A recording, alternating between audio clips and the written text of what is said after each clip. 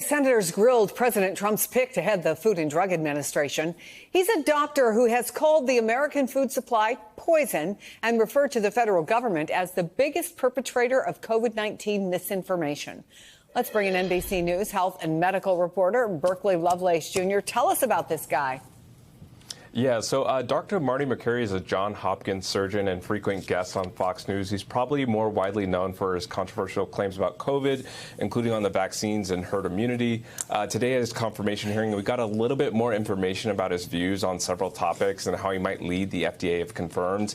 He was asked several times during the hearing about a recently canceled FDA meeting to select the strains for the upcoming flu shot. That meeting was set to take place next week, but was abruptly canceled without an explanation for why. And so Markey said repeatedly he was not involved in that decision and that he believes in the importance of vaccine advisory committees, but he wouldn't commit to rescheduling that flu meeting.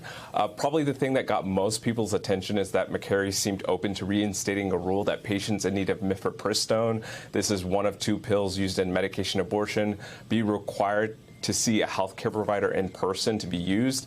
If you recall, in 2021, the Biden administration removed that in-person requirement for mifepristone.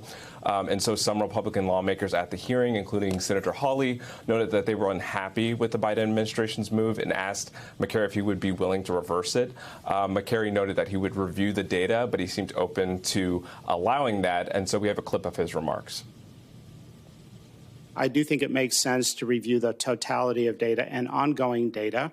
I know personally of OB doctors who prefer to insist, even though they have the option to prescribe otherwise, but they choose to insist that mifepristone be taken when necessary in their office as they observe the person taking it. And I think their concern there is that if this drug is in the wrong hands, it could be used for coercion.